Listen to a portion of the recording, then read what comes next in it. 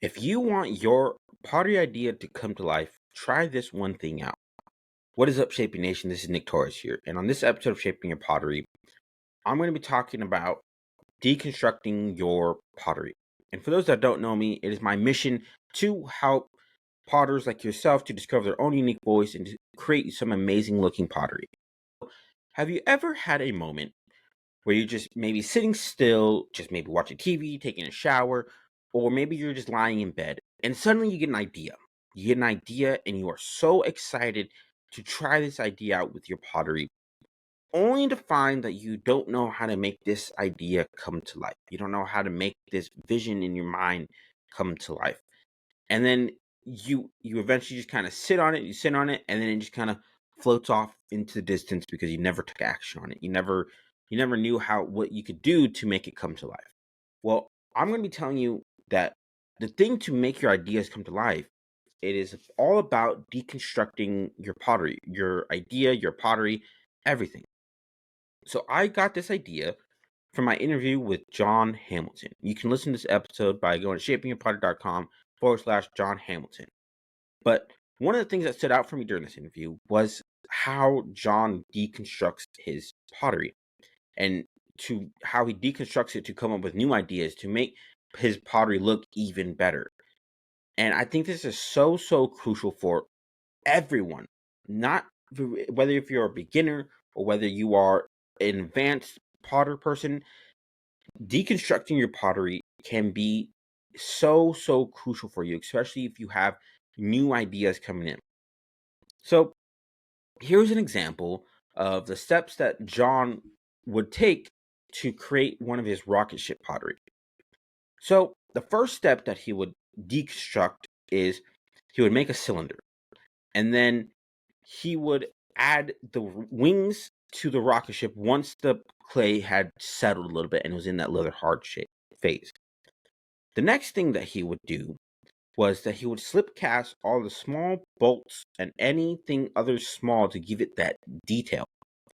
And then finally, he would color it. He would add the color and he would add anything to make it finally hit that final touches. So I want you to think of deconstruction like a recipe book for your pottery, right? In a recipe book, you have all the steps, you have all the things that you need, everything that you need to be able to make that come to life. And you can do the same thing with your own pottery.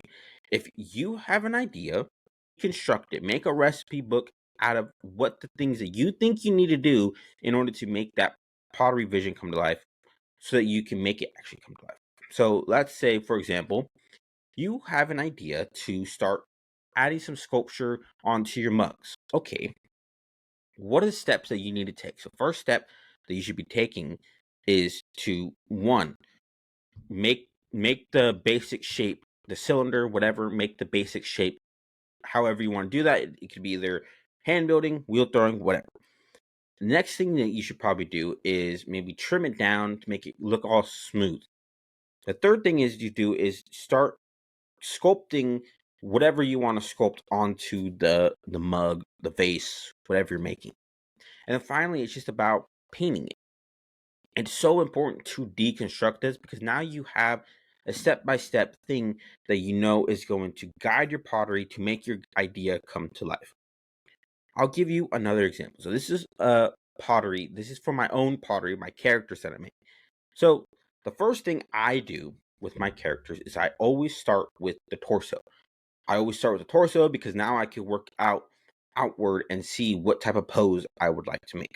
So torso is always what I start with. The next thing I always do after making the torso is I'll typically go for the thighs and waist. Because I'm making a person, I need to be able to see a pose, and the thighs and waist are going to give me some stability, but also at the same time see where my pose can end up going. So from the thighs and waist, now I can add some detail like clothing, some maybe like some wrinkles in your clothing or like a belt, whatever it is. And that's when I start adding details for the clothing. The next thing I do is I will finish off the legs by adding, the knees and the calves and the feet. From there, I continue making the clothes, And now it is time to get to the arms. The arms I always try to save for last because if I'm making fingers, it is more likely that my fingers will break off because they're so fragile. So I always try to save that for one of the last few steps. And after my arms are done, finally move on to the head, and I'll make all the details for the head, and I'll add a hood and a mask to finish it off. So that's how I deconstruct my pottery. Those are the steps I take, and it just makes everything so much easier now because I know those steps that you should be taking. So one other thing to help you come up with your idea is you have to actually do the idea. You actually have to start doing it. It's fine to deconstruct things, and it's a must to deconstruct things. But if you don't start doing it, then all that work you put into deconstructing it is pointless. Nothing is going to come alive if you don't actually start doing it. So with that in mind, the next time you have an idea, deconstruct it down into steps and then actually do the steps to make those ideas come to life. I hope you guys enjoyed this episode, and I'll see you guys in the next one.